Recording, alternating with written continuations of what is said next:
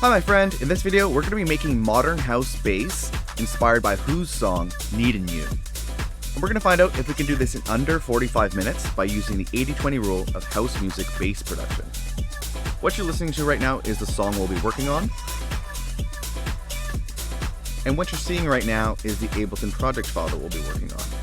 In particular, we'll focus on this bass group right here, going in order of the layers that I actually built it out, so you can follow along when you're creating the bass for your own tunes.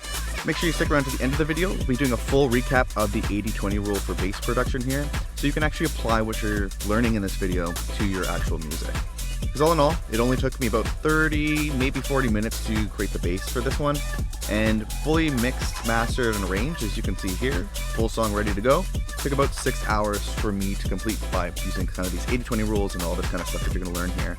So if you also want to learn how to finish songs faster just like this, I've also made you an additional free bundle of template samples and special bonuses that I use to completely finish one song like this every single week. Visit the link that's on screen now or in the description to grab your copy of the Ultimate Song Finishing Toolkit for free. And if you want to take things to the next level, you can also find a link to this video's project files in the description as well. But with that said, let's jump into this. Alright. So when it comes to the bass for this one, a couple of things I want to mention right off the bat. Really important is to have a reference track in your project file. So what we have is the Steve Martano, Wh0, etc. track Needin U in our project file here. And what I've done is I've turned off the track and I've set it up so that when I press the S key, I can flick between that track and our track. So what you can focus on is selecting the right notes, then selecting the right sounds, and then settling the right volumes. And that's really kind of the main thing.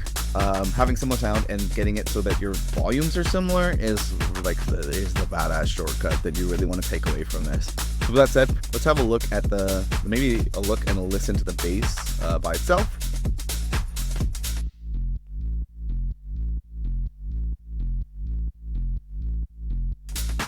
And so what I basically heard is just like I was flicking back and forth between the reference like this after making the drums. I usually make the drums first. Sounds pretty similar, I would say. Just kind of did it by ear. I found out that the song was in A minor from just checking it out on Beatport, I think it said on there. And then just kind of listened to it by flicking back and forth and end up with this kind of like rolling bass line. Main thing, I'm not really a music theory master, so I can't tell you too much of what's going on here. I was mostly just doing it by ear, but I did make some small, instead of having the notes just fully play over this, there was a little bit of, I was trying to pull back some of the notes so that there's a little bit of articulation. In my music, at least, when I'm building up bass, I've been noticing that mine sound a little too flubby and, I don't know, almost inarticulate, like you can't hear all the individual notes. So this was an attempt by me to try to make it sound like so you could hear the articulate notes a little bit more. With that said, once I had the notes down correct, the next thing I did was work on the sound design. So when it comes to sound design, what I usually like to do is have 2 layers with the bass. So right now what you're listening to is a sub layer with a mid bass layer. So what I'm gonna do first is remove the mid bass layer. And so just listen to the sub for a bit. Soloed. And so there's a couple reasons I like to do this. One is when you're working with a sub, first, it's a really simple sound. It's just a sine wave. It's just very, very fundamental bass sound. And so this is very similar to when you're building out, people might build out their melodies on like a acoustic guitar or like a piano because it's a very neutral sound and you can focus on the notes more than like anything else and not get bogged down by the sound design or anything like that. So that's one great thing about it when, composing and writing stuff. The second reason is by having 2 different layers like this, you can make sure that your sub layer is just taking care of the low end of the track. And that way, when you're working on the mid bass layer after, you can do whatever kind of sound design you want to that to make it sound, good and in service of the bass sound that you want and in service of the song that you want without it worrying about like, oh no, if I make this change, it might mess up the low end because you have it separate. So I think that's really important. That's something I really like to do. With that out of the way, my sub sound here is just something I made called the V sub 2. You can grab this in the project files if you would like, but it's just an operator, and then it's basically just some sine wave that's playing, and with some options to add in different levels and different styles of saturation. So there's shaper drive, filter drive, and harmonic drive, and then a saturator at the end as well. So basically, when I could hear this, it's mostly a sub sound, but it's a sub sound with some like grit and some character. And so I dialed in a bit more drive than normal that I usually do, so it's a bit more, I don't know, saturated sounding. And then what we have is a little bit of one knob sidechain here. So I've also like just created a sidechain in here. We'll go over a bit in the mid bass layer, but I've mapped it as a one knob sidechain, so it's just in there, and that way I can just dial it in and like move on without having to make any changes. So all within one device. Can add some extra saturation for grit and texture, and also for helping the sub come through on like laptop speakers and stuff. And then dial in things like sidechain, and then as well as bring down some of the high end. So I have a auto filter here, and just removing a bunch of the highs, so it's mostly just the lows that's sticking up the sound.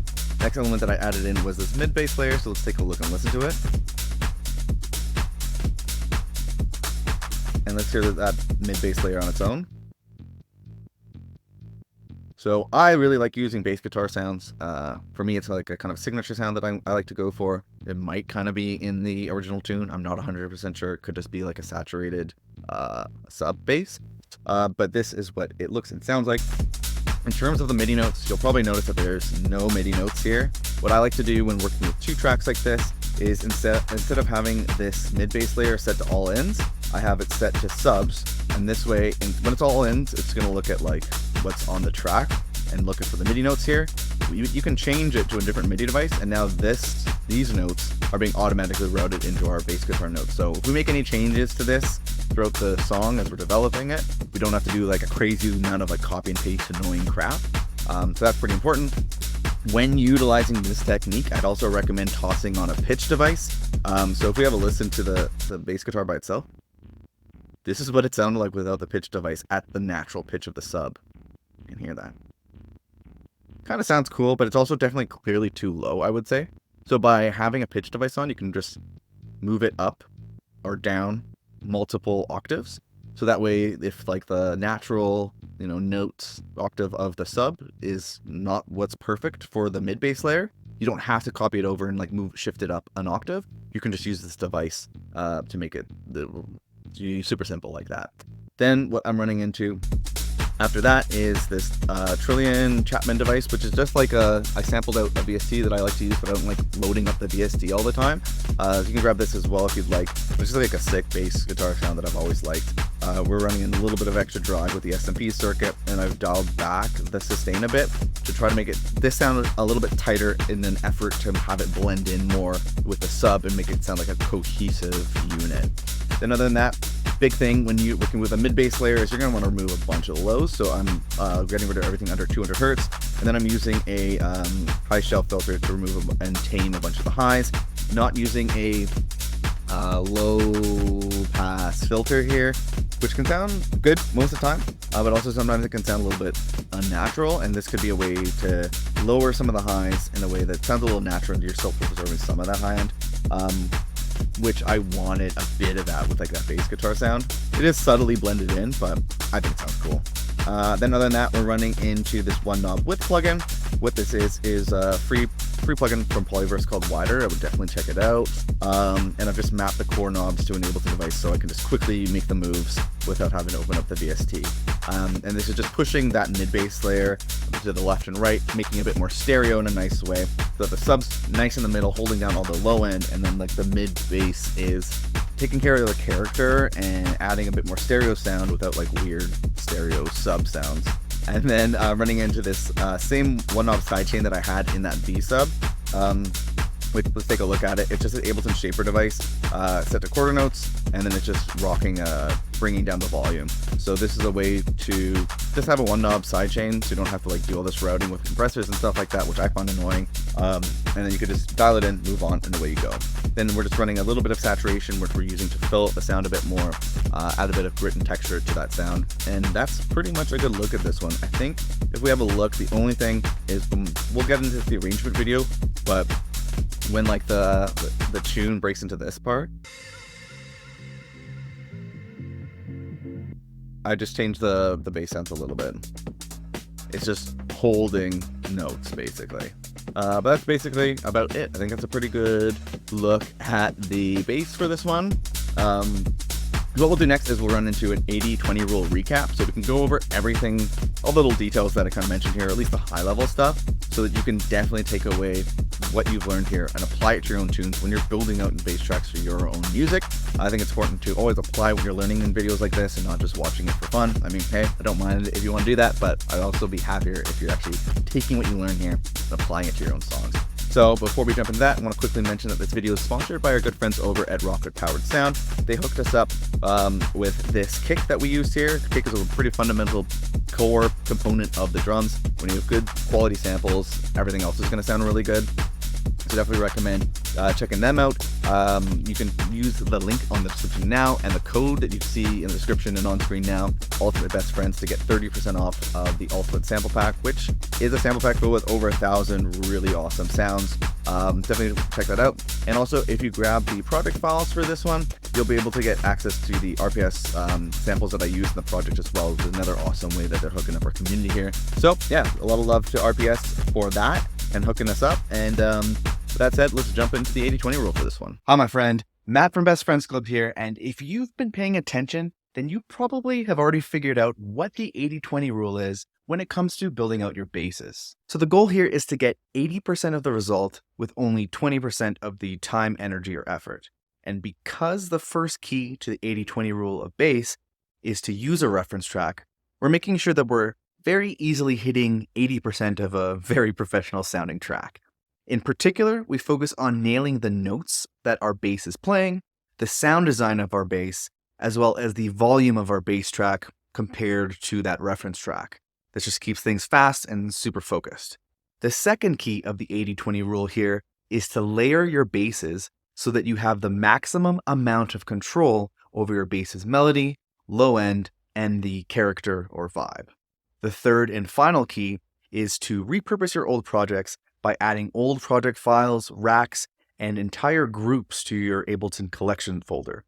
By creating a suite of powerful templates, Ableton racks, and one knob effects that you've personalized and curated over time, it's going to make sure that you get a higher quality result faster. If you'd like to get a head start by downloading all the racks, templates, and all the files that you've seen me use in the Ableton project file for this video, or if you'd just like to take a closer look at any of the techniques or tracks you saw me work on in this video at your own pace, you can find a link to this video's project files on screen now and at the second link that's in the YouTube description. I'm recreating a different song from the Beatport top charts every single week and making the project files available to anyone who wants them. You'll also get access to a private Discord where you can ask me and the community questions, as well as share tracks for feedback. If you or your music are not quite ready for a shot in the arm like that, I've also made you a completely free bundle of templates, samples, and special bonuses that have helped me figure out how to completely finish one new song each and every single week. And you can grab that free Ultimate Song Finishing Toolkit by visiting the first link that's in the YouTube description here. However, if you just feel like staying on YouTube for now, that's totally fine. Save that link for later and check out this playlist of videos where I remake basses from other songs from the Beatport top charts.